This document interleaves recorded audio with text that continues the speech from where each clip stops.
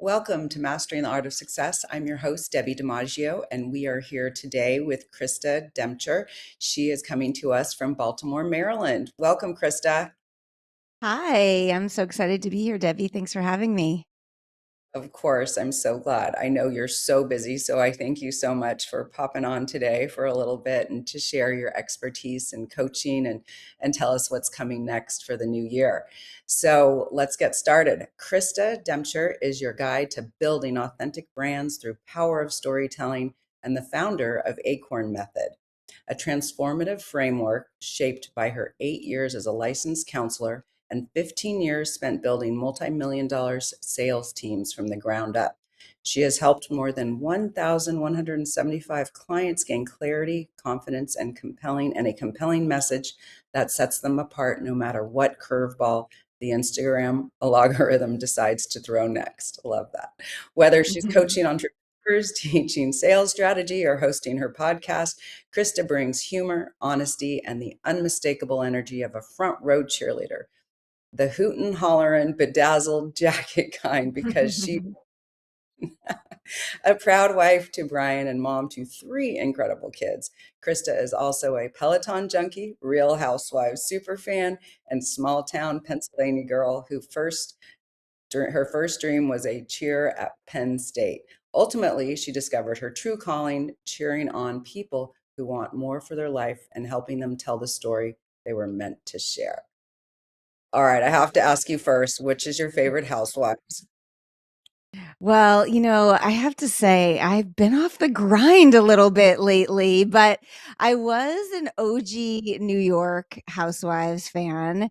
And then Beverly Hills. I do love Beverly Hills, but I haven't watched the new season yet. I'm excited to see Rachel Zoe on there. Have you watched any of that?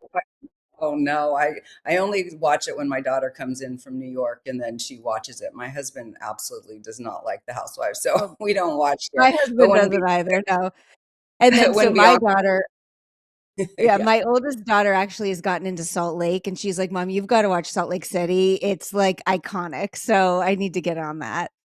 that is Bianca's favorite. Is this Is all it? I watch with her and I'm like, this drives me crazy, this one. Yeah. But I do like, if I do get to watch, I do like Beverly Hills in New York, because what's not to like about those two places? And it's crazy. But yeah, Salt Lake seems to be quite popular these days with the younger kids, Yeah. the I mean, 20s. the editing is and producing is so good. You're just like, it's brain candy. It's like nothing like I actually experience in real life. So I think that's why I like it. Yeah, it turns our brains off for a minute. Yeah. Yeah. So Absolutely. love to start with, how did Krista become Krista? So when you were Mm. growing up, and you talked a little bit about that, and I was a cheerleader too. I loved it. Mm. It was so fun. So you grew up in Pennsylvania. Share with us a little bit about family life. And did you know you would be where you are today, or did you think you were going to be a doctor or something else? And tell Mm. us a little bit about me. Yeah. I was that kid that always thought I was destined to do big things. However, I felt like at some point in my life, I would have this magical moment that I would get this moment of clarity where I'd understand what I was meant to do. Oh, I'm meant to be a doctor or I'm meant to be a mathematician. And I was going to have this talent or innate gift that would be bestowed upon me. I've always been very competitive. I've always been achievement driven and I've always wanted to win at whatever it is that I've done. And so, you know, coupling all those things together and then starting to realize like I don't actually have this innate gift that I'm really gifted in one specific area. It was kind of this internal struggle like into like later elementary school, middle school, as I started realizing this about myself. And I feel like that was a theme into high school, into college, as I grappled with like, what am I going to do with my life? I was always driven to, as I said, cheer people on and want to help people. I think I had that entrepreneurial spirit always. I remember being like a really young child, probably like kindergarten age, and starting a business business air quotes, called Cards by Krista, cards with a K, because I loved alliteration, like making little greeting cards out of notebook paper. But I really leaned into more of the helping side of myself and ended up going to college for occupational therapy, and then pretty quickly realizing I don't like touching people. So I'm like, well, that's not going to work. And so then going to graduate school for counseling. And so I actually worked as a counselor for 9 years, counseling women and children. And that actually influences so much of the work I do now. I feel like I use that degree almost as much as an entrepreneur who coaches and consults with other entrepreneurs, because entrepreneurship is such an inside game. It's a mental game. Um, Right. yeah, and so I loved being a counselor, but it is not a meritocracy in that I feel like you can work really, really hard and be really, really good at your job. And there is a glass ceiling with as much, you're going to earn what you're going to earn. And I like making money, and I like continuing to achieve and growing to the next level. And I felt like unless I wanted to go open my own practice, I was not going to see that in counseling. And the other side of that is I feel like it takes a really special person to be a counselor that is able to give and not get drained. And I realized that I don't think that I am that person. And so, I really that wasn't for me. So, a circuitous path ended up leading me to entrepreneurship. So I did not set out to be an entrepreneur. I never thought I would be here, but I'm so happy that I am. Oh, that's great. So how I have a very similar story to you that I didn't want a glass ceiling and I wanted something out of college that I thought was going to be that thing. And so that's a story for another day, but very Mhm. similar to your path, Uh-huh. and helping others. So how long have you been coaching? And, there's all kinds of coaches. People say, are you a life coach? Are you this kind of Yeah. coach? I call myself an accountability coach. So what style, and give us, if someone wants to come to you and they're going to have a consultation, why would they choose, or how would they know if it was a right fit? Yeah. So my specialty is messaging and storytelling. So I am of the very firm belief that every entrepreneur, every person has a unique story.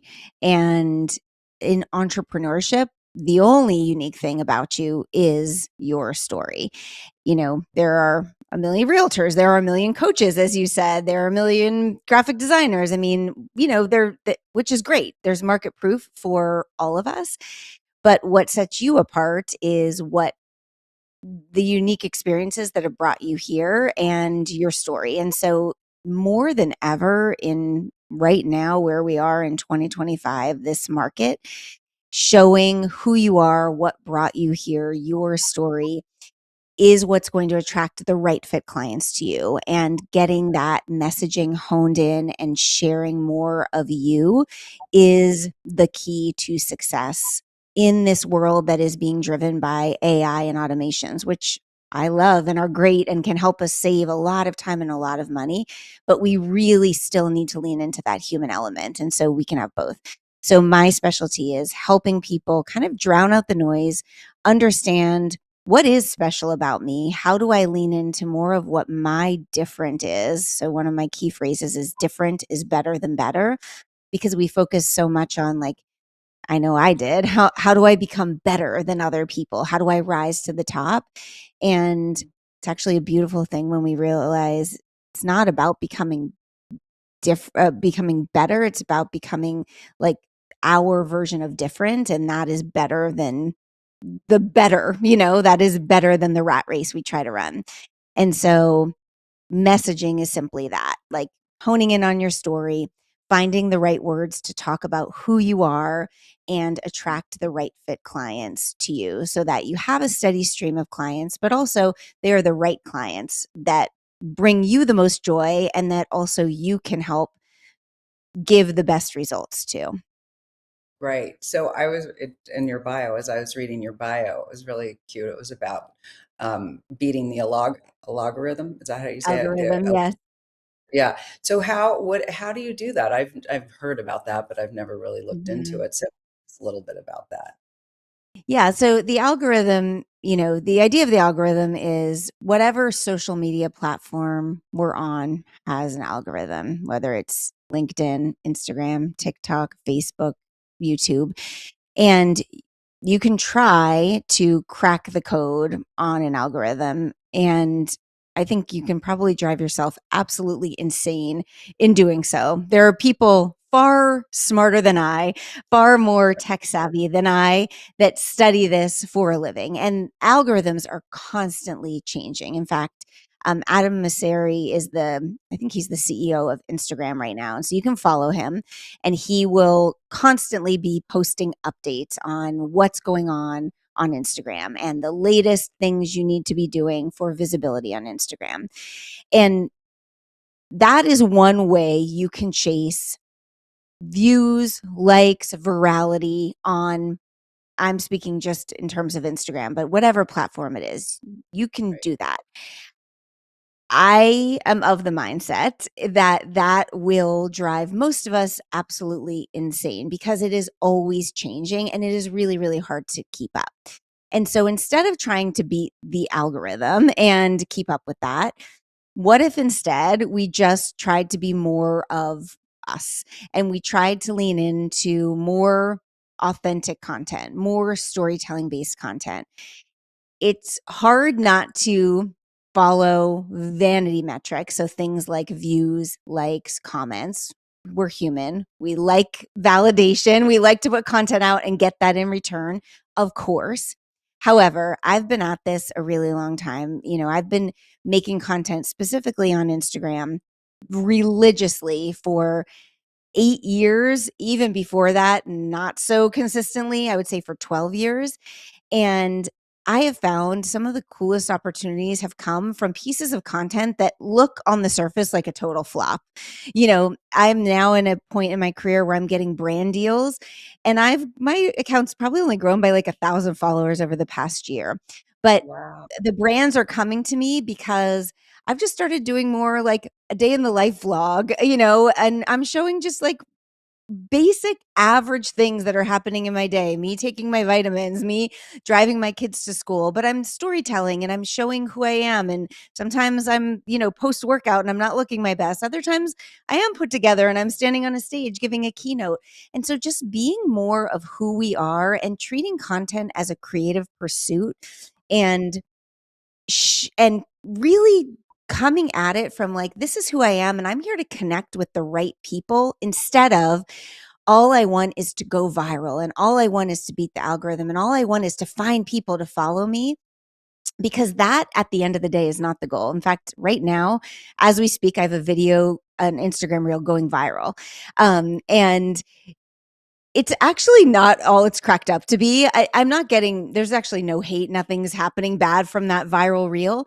But like, it's just a lot of surface level stuff, the virality. Where the real deep things come is the DMs from people that are saying like, wow, I really needed that message you put out there today. Or like, you really inspire me when you show up in this way, or the way I constantly know I can go to your stories and I feel not alone. And that's what it's all about at the end of the day. Social media should be social. And if more of us showed up with that intent, I think we could change the whole platform. I really do. So it's less about beating the algorithm and it's more about being ourselves. I love it. No, I mean, I know that's so important. I'm not big on, I'd like to do more video, but I haven't felt comfortable to do that. And then I think, Mhm. well, and what do you say to people like me who says, well, why does anyone want to see me getting, taking my vitamins or going to the grocery store or whatever? I guess that would be my question to you, is if you were Mhm. my coach. I'm sure Mhm. people say this to you. Yeah, they do. In fact, I just was in my DMs with somebody else saying that. It's kind of back to where we started. Like, why do I like watching the Real Housewives? Now, the Real Housewives, yes, they're dramatic and they live, kind of a fantastical life. But like, why does reality television as a whole exist? We are just as humans, naturally curious about other humans. And yes, while I like seeing Kyle Richards live in her like fabulous Beverly Hills, mansion and like all these things that maybe I don't have, I also really like seeing other people that are just like me because it makes me feel less alone, and it makes me realize, oh, other people are living the same life I am. And we're living in a society that is more and more isolated. Even though we are more connected through our devices, we are more isolated. You can look at studies. People are spending more time alone than they are together. And so we know that's true, and we can try to solve that on a interpersonal basis, and that's a whole other conversation.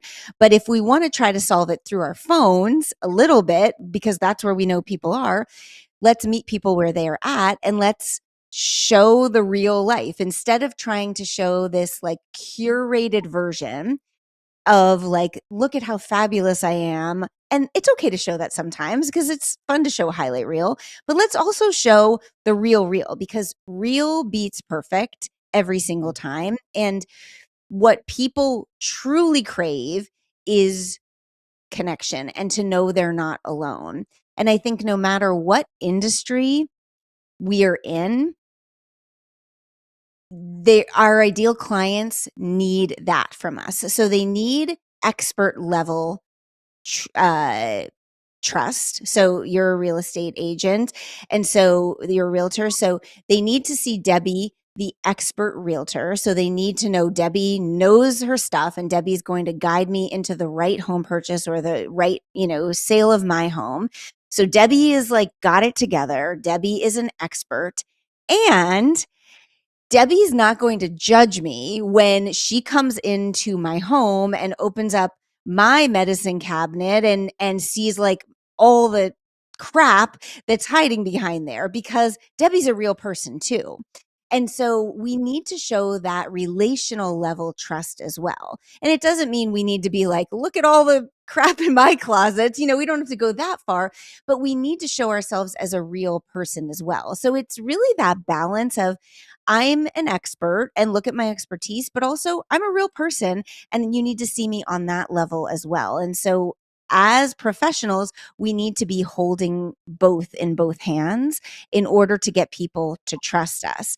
If we look at, there's something called the Edelman Trust Barometer, and every year, this is what they do. They measure trust, and they put out a report on trust, and they've been talking about like we're in a trust recession as a society. We are just generally distrustful, and we can look to like politics and the state of the world, and there's a million reasons why that's happening. But if we look at it just as a market barometer, like we just are distrustful as people. We have like the hair on our back stands up when we look at anything. We're like, I don't know if I believe that.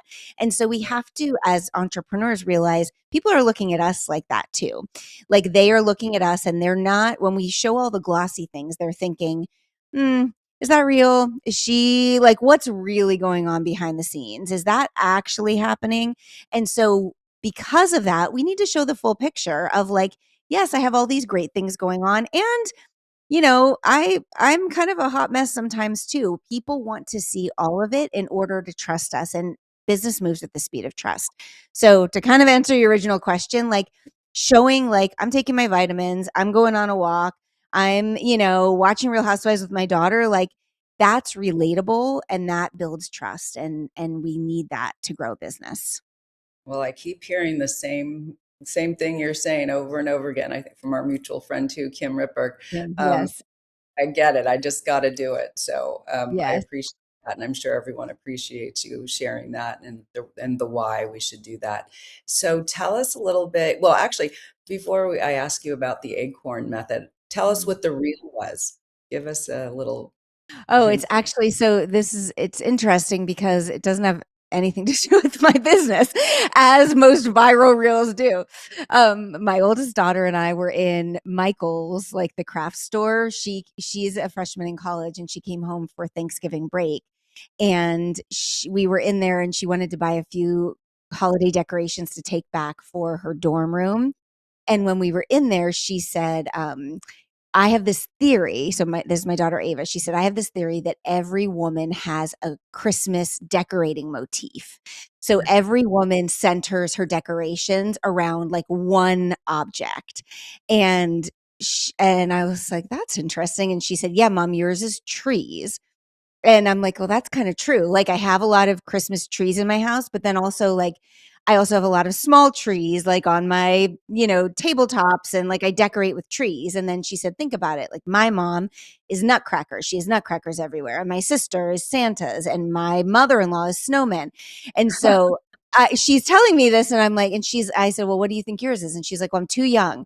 You have to be like 25 and it'll come to you. And so she was very funny. And I'm like, I'm going to set up my camera. I need you to like explain this to the camera, because as she's talking, my head is like, oh, this is good content. This is good messaging, because I'm realizing like this will make a good conversation. And it's also a little, good content is a little polarizing, because people will be like, yes, I agree, or like, no, that's wrong. So we Yeah. set up the camera, and I was like, all right, Ava has a theory. And so she said it, and it was like very, I mean, not good lighting, nothing fancy about it. And I put it on TikTok first, because I feel like TikTok is my place to just play around. It's not curated. And I Right. posted, yeah, yeah. So I posted it on TikTok, and it went mega viral over on TikTok. And Wow. that was like right at Thanksgiving. And so just yesterday or 2 days ago, I thought, well, what the heck? I'm just going to put it on Instagram and see what it does. And it's now going viral on Instagram too. So Oh, people are commenting, because we said at the end, you have to tell us what your motif is. So everyone is commenting with like, I mine are love angels, snowflakes, gnomes, whatever, because everyone wants to weigh in. People are commenting with pictures or gifts. So it's very funny. it. It's cute. No, and what I hear you saying just at a teaching moment, a lesson, Yeah. is that what you did there. Well, first of all, you got your daughter to participate, which I don't think I would be able to get my kids to participate. Already are ahead of a lot of us there. Do was you started a conversation. It was a Yes. really fun conversation that everyone could participate in, and everyone is probably different, some similar, of course, but it just hit a string, it hit a nerve with people. So think of a conversation starter, people who are listening today. That's a great tip from Krista. Thank you. So we're going Yeah. to go to commercial break, and we will be right back with Krista from Baltimore, coach, speaker. She has her own podcast. Did you know that your beliefs create your entire reality, but it's the subconscious beliefs that do most of the creating? Belief shifter and life coach Shiraz can help you identify those limiting beliefs and eliminate them, often in a single session. Like it was almost instant, like I had relief right away. Creating better health, relationships, careers, and finances. Let Shiraz help you step out of safety and into awareness. Definitely something's happening. It's like a flow inside. Yeah, it feels good. Whether in person or online, Shiraz provides personal coaching, belief shifting. Visit Shiraz at energeticmagic.com or call 416-529-7429. Energetic Magic. Find your greater happiness. Be well. Be aware. Be magical.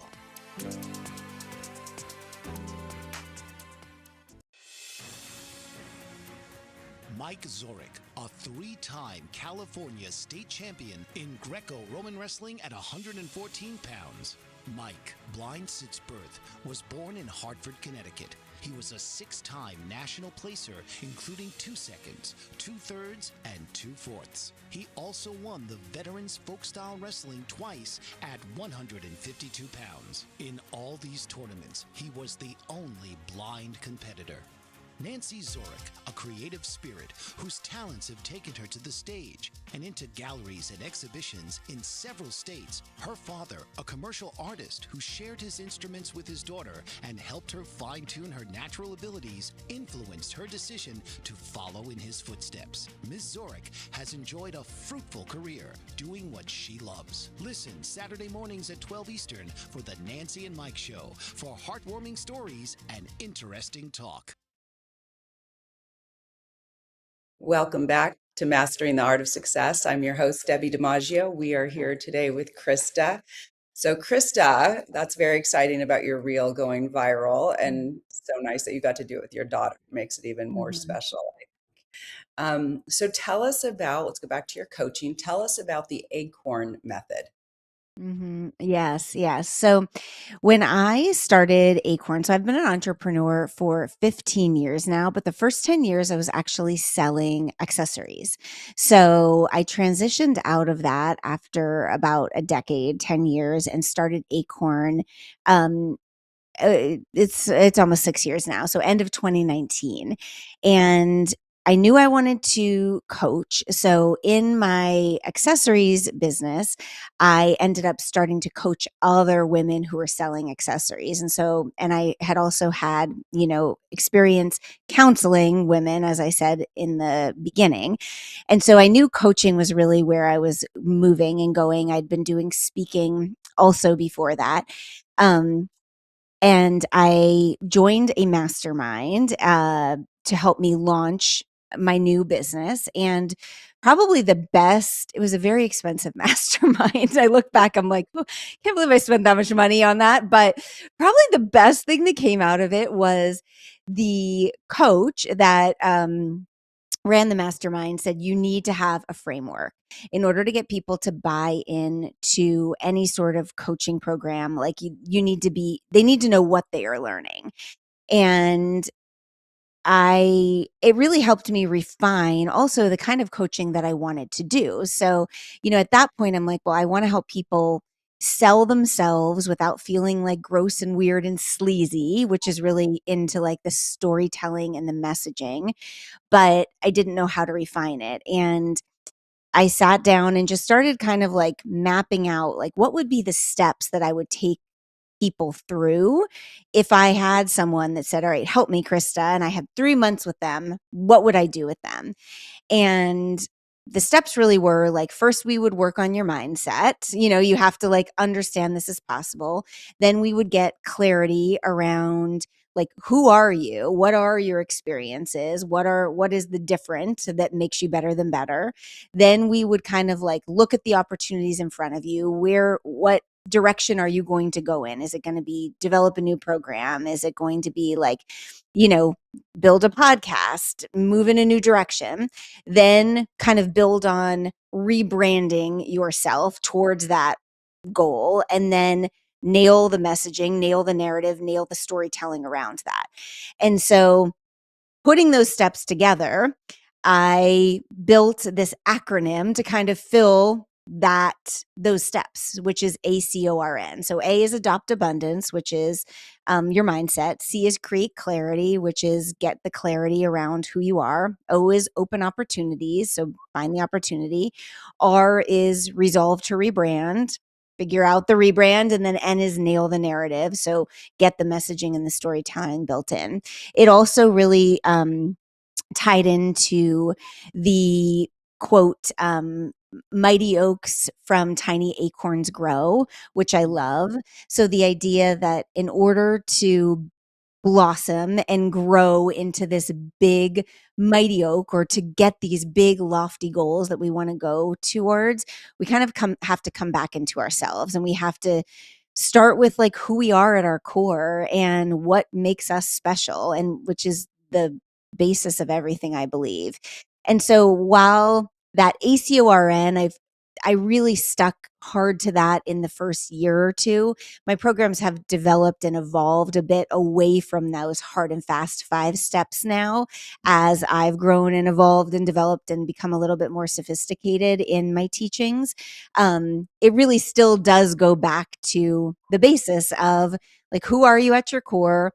What are your stories, and how do we develop them into really compelling narratives? And like, what's the acorn? We got to get back to the acorn before we build the mighty oak. Right. I love it. So let's pick one of your clients or one of your stories. This may be a success story or someone who wasn't doing so great, but really blossomed from coaching with you. It sounds like you've Mm-hmm. coached people, so I'm sure you have Mm-hmm. some great stories. So share something with us. Mm-hmm. Yeah. Yeah. Somebody that immediately comes to mind. So a client of mine, she is a graphic designer. And she was making products. So she was creating t-shirts, glassware, like physical products. And talk about being scared to show up on video. She was so terrified to show up on, like, to show her face at all. So she wouldn't even like show up on a Zoom. Like she talked, the products were the face of the business. And she really did not understand at all why she had to be involved at all in the business outside of like, these are the products. And so she was hiding behind the products.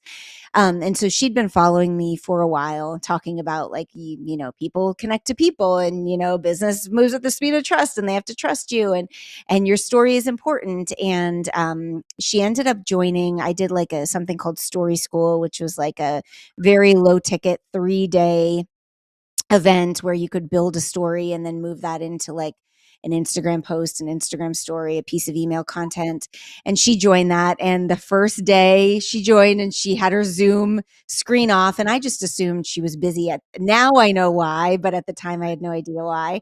And then the second day, same thing. And by the third day, she actually came and turned her video on. And then she ended up joining my bigger story selling program. And I gave her a challenge to like hop on your Instagram stories and talk to the camera. And I think because she had paid, she Yeah. now tells me, well, I'd paid for this. And I'm like, well, I didn't want to let my money go to waste. And so she said it took her like 3 hours of like retake. I don't like the way I look. I don't like the way they sound. But she finally got like one 60-second Instagram story with the prompt I gave to talk to the camera. Fast forward, that was October of 2024. Fast forward to now, she is probably the most active client I have on social media. I mean, she has reels, TikToks, probably 5 a week. She is on podcasts, video podcasts all the time. She has a really compelling mental health story where she had struggled a lot with her mental health, and her business was kind of like her saving grace that saved her mental health. And she finally shared that and connected with so many people who also struggled with their mental health. And now her products are kind of this secondary to that, although her products are flying off the shelves. And so it's just this insane story of how her being the face of her business, yes, has helped her product sell. Her business is blossoming, but she has blossomed and her confidence has skyrocketed, and she just cannot believe, and her family. I mean, I have gotten messages from her sister of like, I just Oh, can't believe who my sister has become over this past year, the confidence she has, and like just how she's developed as a person because she just baby stepped her way into this confident version of herself. And that's the coolest thing. I mean, I can tell you, another person that popped in my head is someone that came to me as like a kind of a desperate housewife, lost my purpose. She ended up becoming Mrs. Maryland. She was like on the Tamron Hall show. I mean, she had like fame and all those things, which I love those stories. She like magazine covers, made a ton of money. Those stories are so cool, and I'm so proud of her. And I love the stories of like people just kind of finding themselves again, because that is just a beautiful byproduct of the work I do as well. right, right. So let's go back to the first gal, and that's so great to see how you built her confidence. What were some of the name 3 things that you shared with her to help her other than her find the program and go a little Mhm. kick the butt, but what were some of the things that you told her to that really helped her get over the hump? Yeah, I would love to take credit. It really wasn't me. I think it was her being in a container and of like other people, and deciding to do the work as well, and me gently, and maybe not so gently sometimes, like pushing, like, you got this, you need to do this, you have a story to tell. Right. So I think it's a matter of um, being reminded that being helped to figure out what your story is, number one. So I think and that is something that I will take some credit for. So a lot of us are like, I don't have a story, or I do have a story, but nobody cares about my story. And so you do need someone to help you shine the light on what the story is, help you find the story narrative. I know for me, like, this is my life's work, and I still need someone from the outside coming in, helping me find my own story narrative. It's like, there's a glass bottle analogy. It's like you're living inside your own glass bottle, and on the outside of the glass bottle, there's the label, and everyone else from the outside can look at the label and read the label clearly, but you're on the inside and you just can't see it. It's backwards for you because you're inside of it, you know? And so for me, I can't sometimes read my own label because I'm inside of it.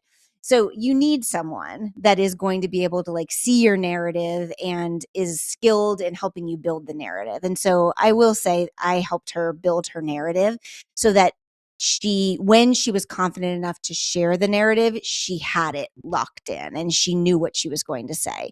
So you need to know what to say, and then you need the confidence to like say it. And so we had the narrative, and then it was like, okay, Jem, just me issuing her like tiny little challenges. So it's like, today, Instagram stories are my favorite like playground to challenge my clients to play on, because they're just so low risk. They go away in 24 hours. Like, they're meant to be messy. They're not meant to be super curated. They're just easy to like mess up on, and you just don't feel like you have to be perfect on them. I mean, you don't have to be perfect anywhere, to be clear, but Instagram stories, I feel like, are a really great way to just play around. And so it was, let's head to your Instagram stories, and I want you to open up and I want you to talk to the camera. And I gave her a prompt. And so maybe it was like, you know, I have really been struggling with this one thing, and this is the thing I've been struggling with lately. And does anybody else struggle with this? Something easy, something simple, and walked her through what this could look like and what she was going to say, and then she said it, and giving her like, all right, you have 24 hours, and I'm going to check in on you in 24 hours, and I'm going to watch for it, and as soon as you did it, I want you to message me. And then when she messages me, like, we celebrate, and it's a big deal. So there's just a lot of accountability built into it. And when she did it, she got so much validation from other people, not just me. So the people watching her were like, I love seeing you and I love hearing that. And so it like anything in life, if you want to run a marathon, but you're not a runner, you have to run to the stop sign on your street first. And when you run to the stop sign, you're like, damn, I can run to the stop sign. Like, I feel amazing. I didn't know I could do that. And then you run to like the next block stop sign. You're like, wow, I can run to too. So it's just a matter of like building those little baby steps for yourself and deciding that you're going to do it. I love like root words and looking at a word and pulling it apart. And so when you look at the word decide, DE means to take away, and side, CIDE, is kill. So like decide means literally like kill off anything else. So decide is to kill off any other options. So I always say, like, if you're going to decide to do this Instagram story, like, you're killing off all other options. So if you're going to say you're going to do it, like, you're going to do it. And so she was like, I'm going to do it. And so I think like knowing what you're going to do, having the plan, I helped her with the plan, and then giving her the accountability of like, what's your time frame? All right, I'm going to cheer for you. I'm ready for you. I'm excited for you. And then she did it. And then she gets a little bit of momentum. And then what's the next challenge? And then you just kind of become addicted to your own success. So it's like, are you going to be addicted to your own BS? Or are you going to be addicted to your own success? And success tastes way better than BS does. And so you start getting a taste of success and you're like, ooh, I like this. This tastes really good. I'm going to do more and more and more of this. Oh, I love it. Well, I'll have to ask you later what her handle is so I can follow her and support her. That's just so great. It does Yeah. feel really good when you boost someone like that. So that's a great story. So you have worked with over 1,175 clients. Mhm. What patterns do you see in people who struggle to tell their story? Yeah. I think it's some of the things we've already talked about, but it's thinking that they're boring, thinking they don't have a story. So there's typically two camps. There is one camp that is more of the minority. I know I have a story, but it's very big, personal, dramatic, private, and I'm not sure if I'm ready to tell it. Or B, my life is so boring, bland, vanilla. I got nothing to say that anyone cares about. And so if it's camp A of like, this is really private, personal, and I don't want to tell it, that is something that, you know, we have to work through on a few different levels. And that's where I think like my counseling work does help. There's many to that person, I would say there's many versions of a story that you can tell. And so you don't have to tell, you know, there's something I talk to my clients about. It's the 33 30 no, so yes, 33-30 rule. So I always say like there's a 30-second version of a story, a 3-minute version of a story, and a 30-minute version of the story. So the 30-minute version is like the version when you're with your girlfriend over wine and you're like, let me tell you everything. And it's like the good, the bad, the ugly, you know, you're like, and then she said, and then he said, and then they, you know, like that's probably not the version of the story you're ever going to tell on social media or standing on a stage. There's a 3-minute version that's kind of like the glossy version that might be the version you're going to tell in a keynote or on a longer form Instagram reel, or maybe like in an intro to a podcast interview. And then there's the 30-second version, which is just a very zoomed out version of your story. And so you can tell a dramatic private story with a 30-second version of it or a 3-minute version of it, and just give a nod to like, yeah, I went through something that was pretty hard and challenging, and let people know that about you without giving all the nitty-gritty details, and or like sometimes throwing other people under the bus or giving away other people's privacy, because sometimes our stories overlap with other people and we don't want to bring other people into it. So there's ways to do that.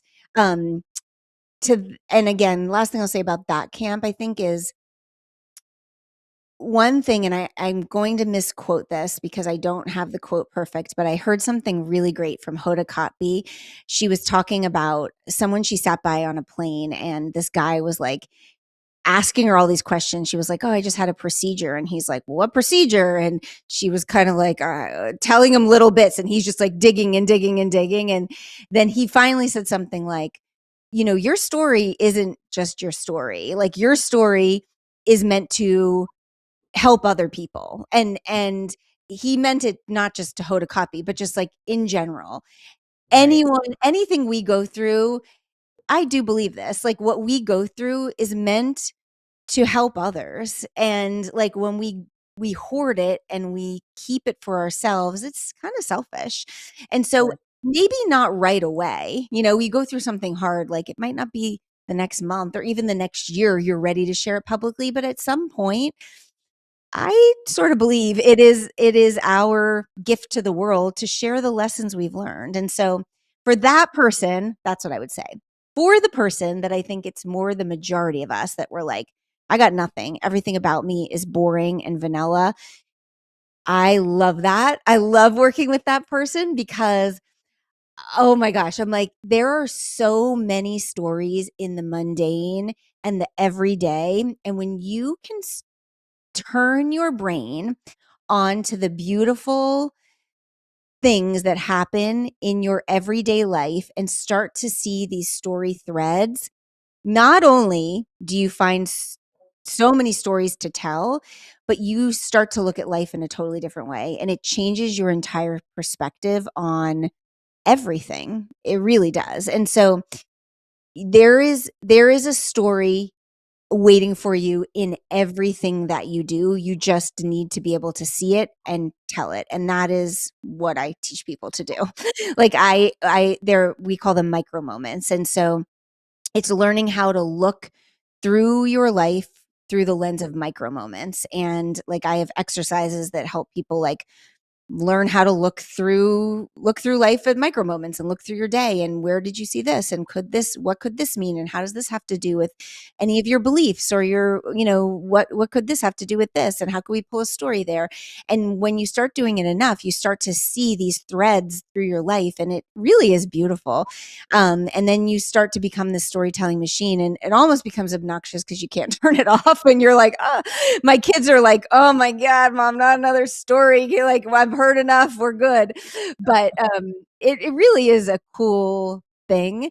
And you don't need a big dramatic story, or to have like cured cancer, or scaled Mount Everest, or been abandoned as a child, to have Right. something to talk about. Like, a story I tell all the time is, there's a whiteboard that sits on my desk, like a little thing that my family got me for Mother's Day one year. It's just like to jot ideas down. But my son went on there. My son's 11 now, but it was like a year or two ago. He wrote a little message on there for me that said, like, you are an amazing businesswoman and a great mom. Now go show them who's boss. And Oh, like, it's so cute. And I was like, well, no, that's what's going to have to stay there forever. Like, I'm never going to erase that. I'm going to have to leave that there. And so it's not really a whiteboard anymore. It just sits there. And so I tell a story about like him writing that, and how it's like this visual reminder of like why I do what I do, because I'm an entrepreneur in large part because I love the flexibility it gives me to be around my family. And like, that's a story. There's just stories right. all the time everywhere. So if you feel like you're too boring and too vanilla, call me. Let's have a call. I'm going to help you find stories. We actually have a great podcast episode too. You message me and I'll send you this podcast, because we have like a podcast episode. Our podcast is She Sells, He Sells. And it says like, think you're too boring to have stories. You're not. And we walk through some ways to find them, because So there's everywhere. let's pivot there then. Tell us about your podcast, and give us a synopsis and who you do it with. Yes. So I actually co-host the podcast with my husband, Brian. So our podcast is She Sells, He Sells, and we are actually just recorded our 199th episode. So we've been at it now for 3.5 years. The whole premise is that sales skills are life skills, and really we are selling all day, every day, no matter what we do, as whether we're entrepreneurs, whether you're a teacher, a doctor, like, to sell is to be a human being. And so we need this idea of like persuasive language and storytelling to guide humans in every aspect of our life. And so we do talk entrepreneurship, but we talk life. We're married now. We'll be married 25 years next year. So there's a lot of like lifestyle stuff that seeps into the podcast as well.